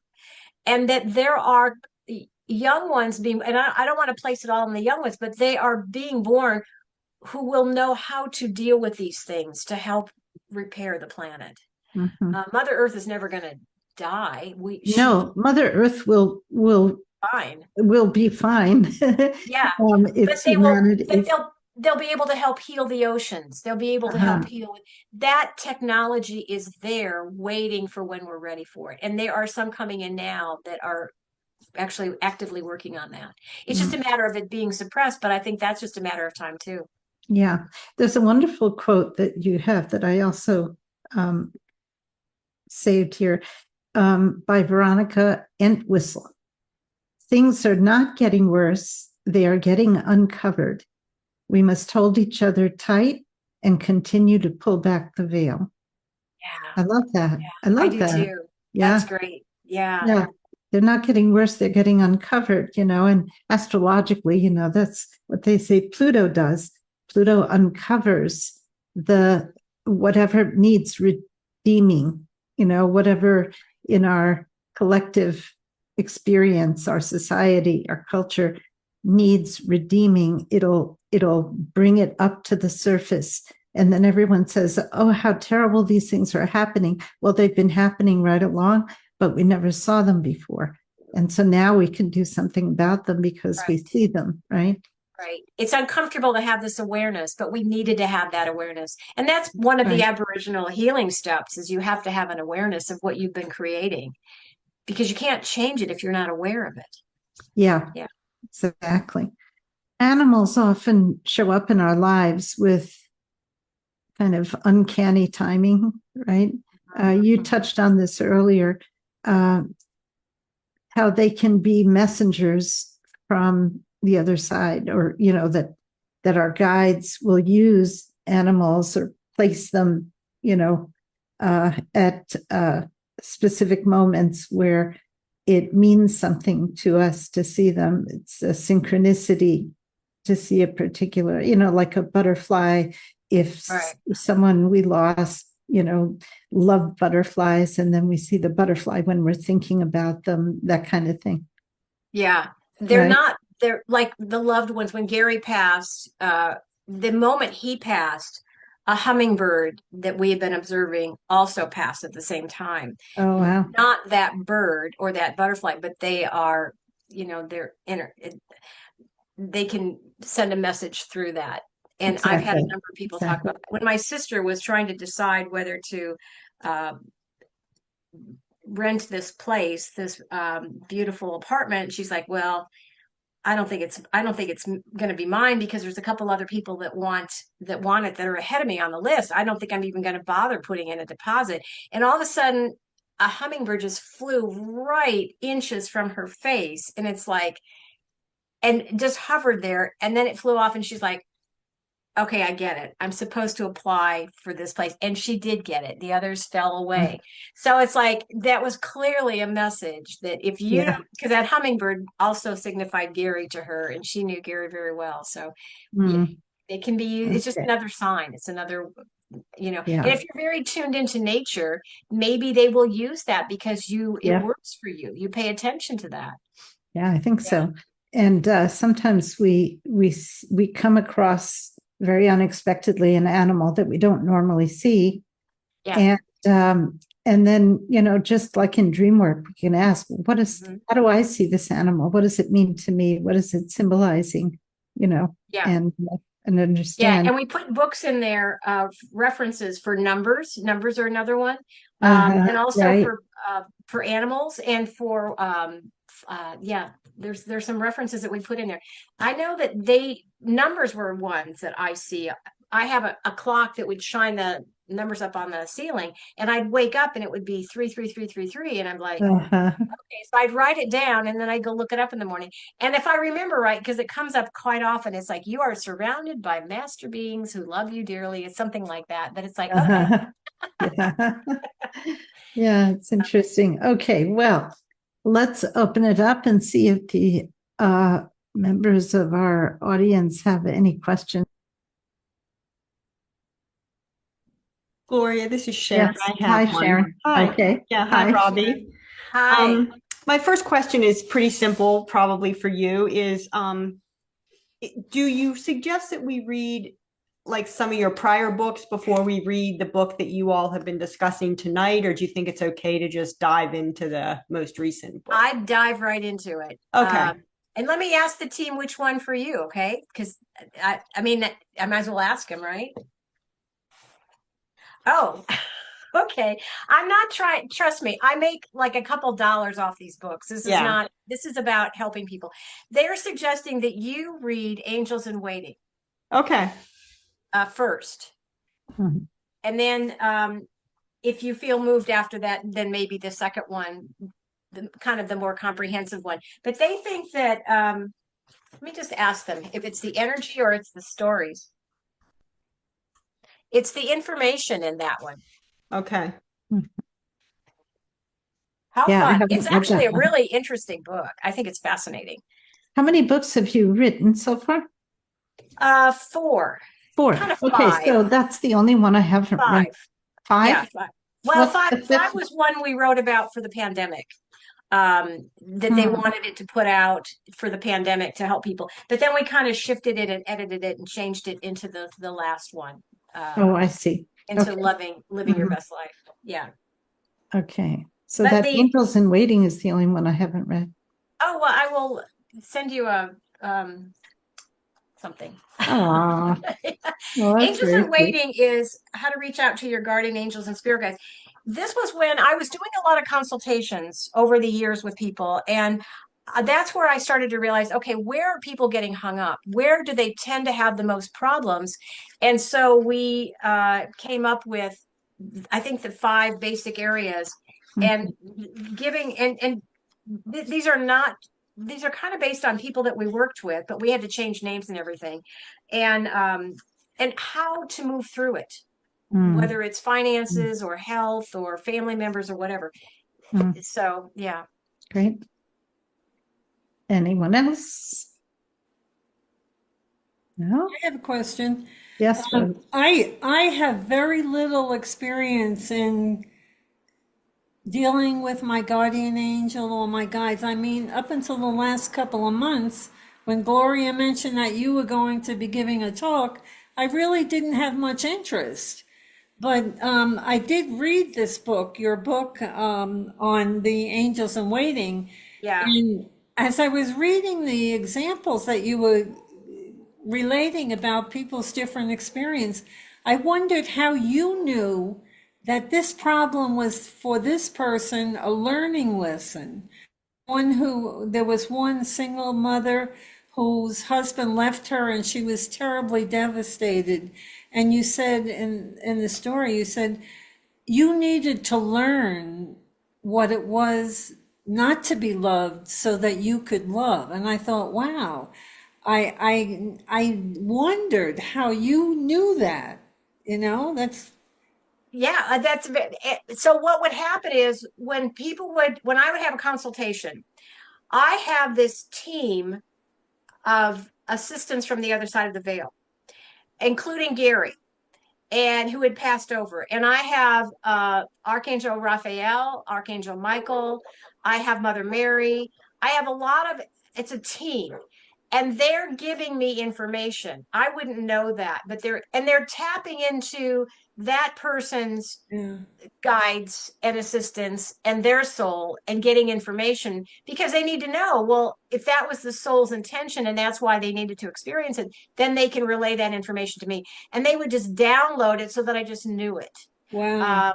And that's what, and sometimes they would not let me say everything, but for the most part, it was very, very helpful for people, and that's why I think one of the main reasons I decided, yeah, this book needs to be written, because I could see where people understood they hadn't made mistakes. Their soul wanted them to go through these experiences. They didn't marry the wrong person. It was the soul's intention, because maybe they needed to experience the other side of that. Maybe they were clearing karma, or maybe for whatever reason, or they chose very bravely to come in and do that. So once they understand that, it changes things for them.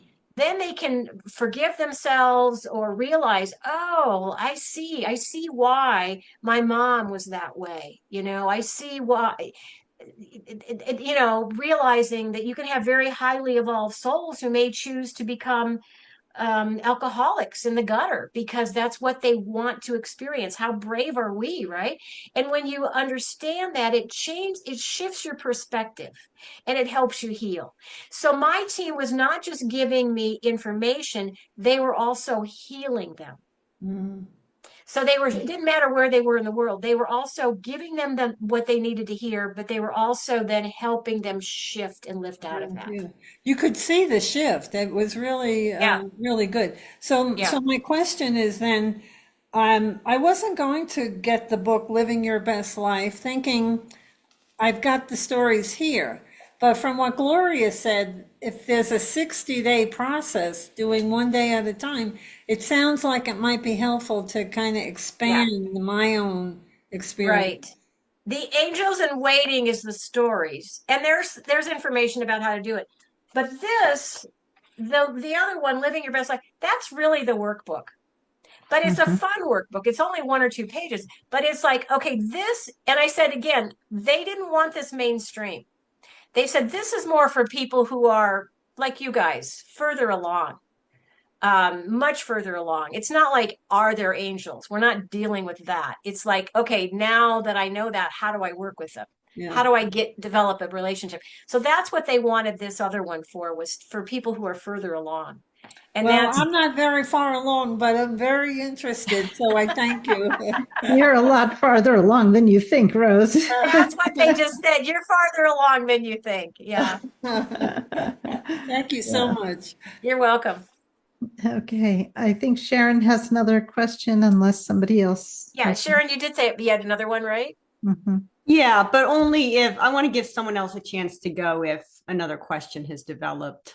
I don't see any other hands up at the moment. So, okay. All right. So I'll toss this one out there. So, Robbie, I do dream work regularly. I've taken classes with Gloria, and then I have a dream group I work with a couple times a month. And I've been doing that for, I don't know, let's say 6 years now or whatever. So then about a year ago, I introduced the I Ching, and I work with that daily. And I have found that to be really helpful.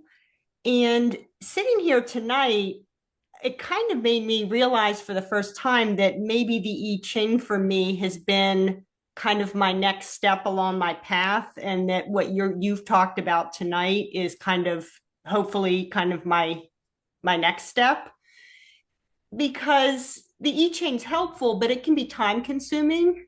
Mm-hmm. And it just seems more efficient to be able to communicate and get guidance the way you've described.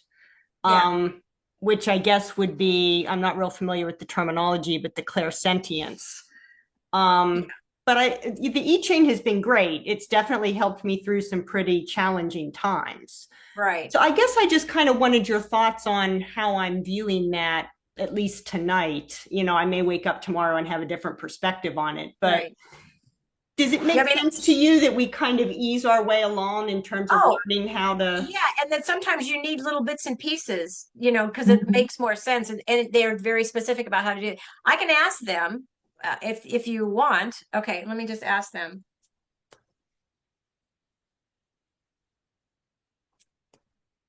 Okay.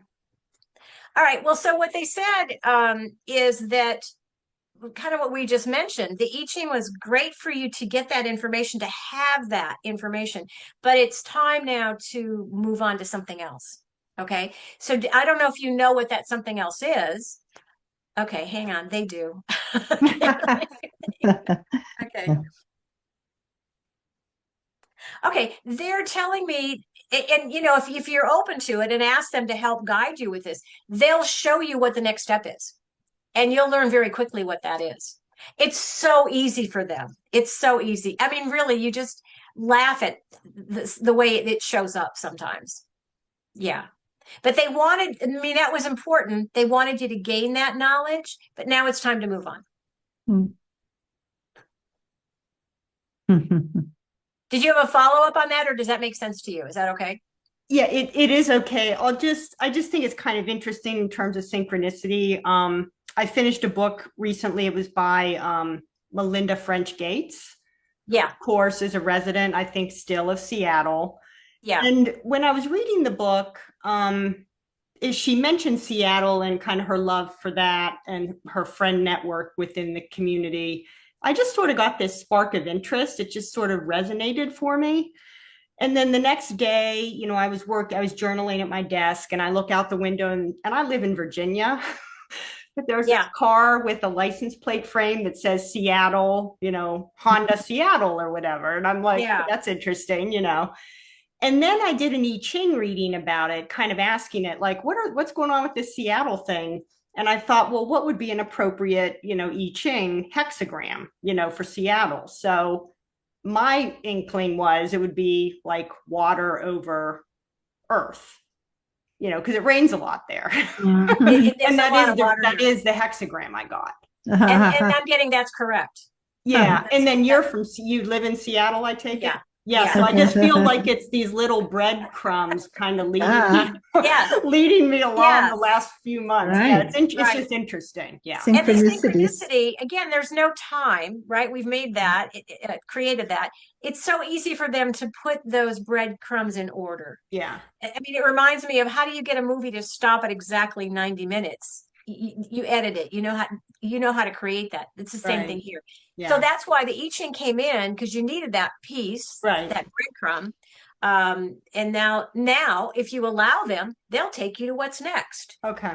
And to do what your soul intends for you to do, what you're here for. Yeah.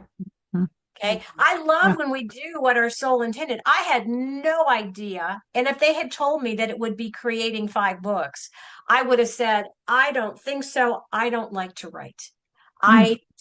But they knew what they were talking about, because I can organize. I'm really good at that. So they know, and you're here designed very specifically for how you're here to help. Let them show you what that is and how to do it. That's the cool part, so that you're not running around going crazy. You can do it with balance, grace, joy, and free time. Yeah. And I would say that the I Ching is helping. It's helpful for us to get used to bypassing the conscious mind. Yeah. You know, that's what, when we throw the sticks or the coins, we're allowing a higher force, you know, our own higher force or a guide's higher force, whatever it may be, to, you know, to uncover what the message is. And so going from that to directly hearing the guidance instead of, you know, throwing, it's just the next step in a sense. Right. Which doesn't mean you can never consult the I Ching if you're confused about something, right? Exactly. Yeah. It's a good tool. It is a good tool. Yeah. Yeah. Yeah. Anybody else? Jen, no questions? Okay, Gloria. I know you have one lurking there somewhere. Yep. Well, I'm overwhelmed by all I learned tonight. The reason I was holding back is because I might get too emotional, because there were so many aspects of what Robbie was talking about that affected me, because they reminded me of past situations and things that I thought I imagined the message that I was getting, and I didn't put it aside, but I had so much self-doubt that I was understanding what was coming through, whether it was in dreams or in occurrences, synchronicities, sort of everything that you hit on. I could identify a situation or questions that I've had in my life, and it was astounding to me. So I've learned so much. The way the communication can so freely happen that I'd never realized that it was conversational the way you present it, Robbie, and it's really helped me a lot. And Yeah. I feel supported in being able Yeah. to move forward with it. To So know that you thank have you. this tremendously loving being walking by your side every second and Mhm. waking up to that. Yeah. The team has said if you have any questions of them, they're happy to answer. They're throwing that out there in case anybody wants to ask them anything. Just Anybody want to ask? And it can be Ask very Robbie. personal. And if it's too personal and they don't want to respond here, I will email you an answer. Mm. Just want you to know they're making themselves available. Mhm. Nobody? All right. Well, is there a message that you feel or they feel called to share with the audience right now, even without a question being asked? Well, I like that you said that. You are loved. That's just so, you are so loved. Mm. You have no clue how much you're loved. Their capacity for love is so exponentially greater than Yeah. the normal human being. Even Yeah. the tenderest love that you can imagine for a mother for her child, it's just tiny compared to the love, because on that dimension, there is just so much more love. It's Yeah. so great. They let me feel one time after Gary passed, they let me feel a tiny, tiny fraction of that love, and it blew me away. And I knew at the time, this is just a tiny, tiny bit. Yeah. Yeah. Yeah. Yeah, we're loved. And if we knew who we really were, we would realize how brave we are, how extraordinary we are, and we would just accept we are perfect exactly the way we are. Embrace the shadow as much as you do the light. It's all needed for what we're here to learn and what we're here to master. And yeah, it's all needed. So, yeah. Gloria, I'll pose a question. Okay. So I've had not a ton, but probably 3 or 4 dreams over the course of, let's say, 2 or 3 years with bees. Bees. And bees, B-E-E-S. And of course, Robbie's wearing yellow and black.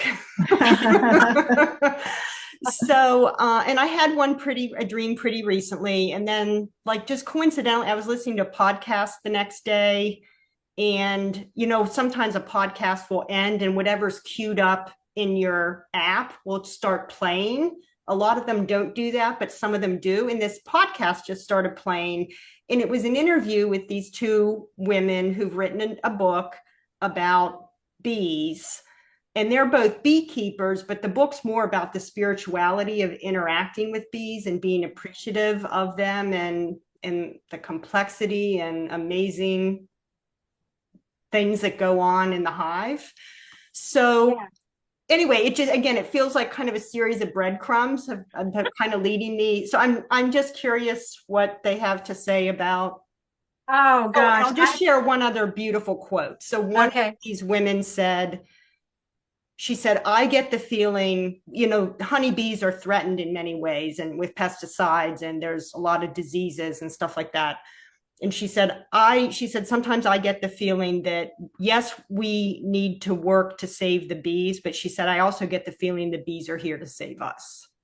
Yes. So much there's so much we can learn from them that if we just listen, that they will save us. Yes. And I'll just toss that out there too. I don't know. Yeah. Yeah. Well, I think it's funny that you would mention this shirt because I've never worn it on a podcast before. And when I went to go pull out something different that I was going to wear, they're like, my guide suggested, why don't you wear the yellow one? And I'm like, is it nice enough? They're like, why don't you wear the yellow one? I'm like, okay, I'll wear the yellow one. But it was not something I would have chosen. So the guides, they said, yeah, we did it for Sharon. It's so funny. It's so easy for them to do that, you know? Let me just ask them more about the bees. They just said, I mean, again, I hope you realize, and this gives you more confidence, Sharon, what you've been talking about with the bees, you're getting the messages. You're getting the messages. The book that, you know, that you're right on with that. Yes. And I love how you put it. We're not just here for the bees are here for us. Right. So yes. Yeah, you're getting it. So they're giving you validation. And a lot of times that's what I was finding in these consults I was doing with people is they just need it. Some people just need validation. You're getting Yeah. it. You're already doing it. You just have to trust because the mind, especially in the beginning, the mind negates it. That's why I kept a list of this is how they've helped. This is how, you know, I know that they're listening and they're responding. There's no way I could have, something pulled me back when I almost walked into traffic and it wasn't me before I even knew about angels. I was saved at least 3 times that I didn't know what it was, but I knew something otherworldly had pulled me back when I was starting to fall down the stairs because my high heel got caught in the carpet. Something pulled me back. I didn't know what it was. Like Rose was talking about, you just don't know that they're there until you, or maybe it was Jen. It was Jen. You know, you realize, oh my gosh, they've been there all along, assisting. I just didn't know it. Well, now, you know, if you really want to amp up the game and you really want to do so with more power, more joy, more love, then allow them, ask and allow. They cannot step in unless you ask. They cannot. And it's so comforting to know that we're never alone. No, We're never, ever alone. no. Yeah. If we could see that and know it, it would change everything, wouldn't it? Yeah. It does change everything. I Yeah. think it does. Yeah. Yeah. But that's part of the game, isn't it? We know it and it changes everything. Mm-hmm. Mhm. Yeah. Yeah. Okay. Anyone else? Jen? Yes, Gloria. In pertaining to Sharon's questions and comments, when it comes to bees, I just wanted to express this has happened very, very recently that I have 2 chronic situations that I haven't been physical chronic situations that I haven't been able to overcome over the last one about 3 years, the other one about 5 years. And I have tried everything for both of them to resolve them, and they haven't worked. So I got so frustrated about 2 weeks ago, and just I don't know where it came from. I happen to like bees. My husband and I used to keep bees, but we gave it up when the bears destroyed the hives. But I believe a lot in the honey, and I had read something about Manuka honey having the healing properties that it does. So I said, I'm going to look this up. I went right to my computer. I don't know the force that made me sit at the computer and ask the question was undeniable. And I said, is there research being done with Manuka honey as it pertains to, in my case, it's chronic pansinusitis, and I'm completely blocked. The CT scans are showing I'm completely blocked. And so I looked it up, and all of this information came up about Manuka honey being applied and how to use it for that particular situation when no other doctor, 2 surgeons, 2 different doctors never even opened the curtain on that. And the same for really chronic acid reflux. So, and then I have a very faithful best friend from when we were in 4th grade who suffers with MS. And I said, you know what? I'm already feeling better when I started ordering the honey. And I wanted to let my friend know about it. And I said, let me look up and see if there's been a study done with MS with Manuka honey. And it showed that so far, it's not definitive, but they are researching the use of Manuka honey for people with MS. And we were Wow. just over the moon with how that happened. When I called her, I explained my situation. And so I just wanted to address that to what we're studying tonight and to what Sharon asked. There is a power behind the bees. And not that I normally plug stores, but Aldi's, if there's an Aldi's next to you or near you, they sell Manuka honey for like $7.99 for, the size. Usually it's a small jar, like I don't know how many ounces, but because it can be very expensive. Yes, and it is. Well, you can get it at Aldi's for very little. Well, there are all these certain grades of Manuka honey, or so the higher the grade, the more expensive Right. they are. Right. So I did check it out. It's 220 is the number that it gives. 220. Oh, okay, that's pretty good. That is pretty good. Yeah. I'm at 600 right now. Oh wow. Mhm. Laura, will you send me a picture of that? Do you have any in your home that you could send me a picture later? Sure. Okay, thanks. Yeah. All right. Well, on that note, yeah, the bees, I was thinking the bees, aren't they like a symbol for the goddess or something? I know, but I'm going They to look it are- up. Feminine. Huh? They are based. I read a book, The Myth of the Goddess. Remember Gloria yeah. Feingold's Yeah. Cashford? Yeah, it certainly says that in there that they are. Yeah. It was the symbol for the sacred feminine. Wow, Yeah. that's cool. Well, all right. Anybody? We have 2 minutes. Mari, am I saying that right? Is it Mari or Mary? It is Mari. Mari, okay. Mari, thank you for saying it right. Yeah.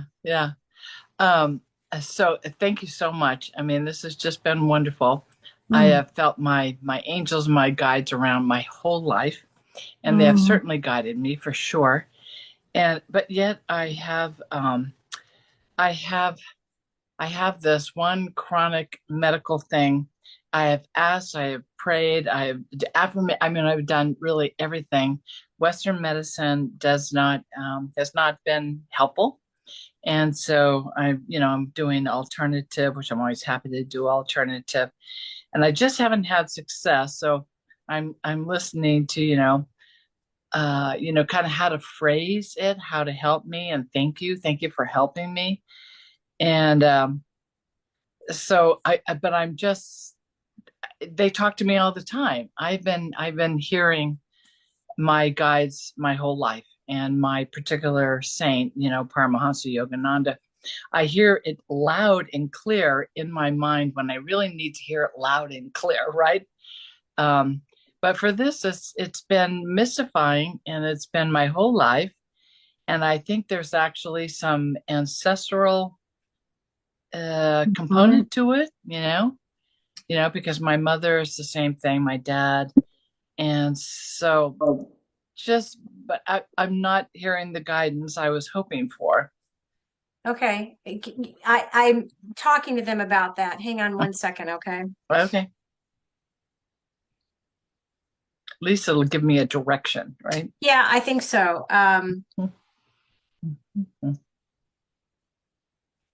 Okay. So what I'm getting is you deliberately chose this family, this ancestral line because of this. Okay. Oh, great. Well, aren't we? I mean, we just Yes. Doesn't mean you can't heal it. Doesn't mean you can't heal it. That's right. That's right. You wanted your soul. It's not like there's karma here, but your soul wanted you to experience that for whatever reason. Okay. Okay. So again, this is where you hand it over. Thank you for helping me heal this as much as possible. And As thank much you for as possible. helping me have acceptance of whatever I cannot heal. Okay. All right. And you will find that they will help you heal. Hang on, let me just talk to them for a second. Okay. I don't know why, but they're making me almost laugh at this one. They're saying there's healing to be had. That's exactly their phrase. No? There's healing to be had. Are you gonna So tell me it's Manuka honey? no,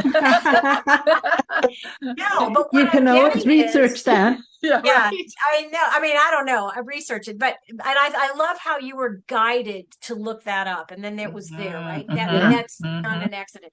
But what I'm getting is that my team will assist your team. Oh, Okay, I know beautiful. this is making me almost Yes. cry. Yes, me Don't too. know to what extent, because the soul's voice is very important in this. Right. It's Right. such a deliberate Mm. choice. And so Mhm. they can help you understand why more clearly, Right. why it was important for you to experience. Again, it's not karma or punishment or anything, but Right. my Right. team and Mother Mary is just Ah, stepping forward. Just I know she's really always right stepping around. forward. Yes. Yes. So she's just kind of like taking the lead. Mm. Oh, Okay. and I'm getting that she's not just taking the lead, she's taking your hand. Aw. Okay. Oh, and I love nothing better than to have my hand held. Yeah. So Yeah. she's going to be assisting you in many ways Oh, with this thank whole thing. you, I don't thank know you. how that's going to look. Yes. We're going to let go of that, but you are, Sure. they're happy to assist you. Yeah. Thank you. So yeah, Thank you. yeah. Okay, one last question, Robbie. What is next for you on this path? Is there another book in the offing or? Yeah. Oh my goodness. You know, I never know what they're going to ask because I think they need to know what's needed.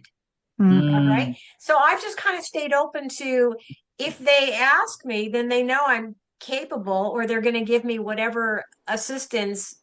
And sometimes I've needed a lot of money to do what they've wanted me to do. And I've learned it just shows up in the strangest ways. It just shows up for whatever it is. But if they want you to do something, it will manifest. Yeah. And if you need people, the people will show up. If you need the money will show up. You're here to do a job. They're going to give you what you need to do that job. Yes. So I don't know what's next. But I know that I'm going to, I have been taking care of my grandson in the mornings before school. Today was his last day of school. So I have the next 7 weeks with no alarm in the morning. And my intention is to really ramp up a manifestation, a higher consciousness. Really ramp up that frequency, really dive into more meditations, just focus on that because I'll have more time. So that's what I hope, what I think is going to happen this summer, but it's always interesting what happens. Right. You never know. But that's my intention. Yeah. Great. Thank So you. if they want another book, it's funny. They know I'm ready, whatever. I've surrendered to it. So yeah. Well, thank you so much, Robbie. Thank you. Oh, what a lovely group. Yeah, it's lovely to have you and to share your expertise and your wisdom and your experiences. It's wonderful. Thank you. Thank you. Thank you, Gloria, for what thank you do. Thank you, everyone. Thank you, Robbie, and thank you, Yes. Gloria. I really appreciate your energies tonight. Thank you. Okay. Yeah. Take care. Okay. Much love to you all. You Sounds too. like you all have work to do. We all have work to do. Sounds like you've all raised your hand and said, I'm here, and that they're going to put you to work, but you're going to love it. You're going to love it. Thank you. Okay. Much love. Take care. Bye-bye. Bye.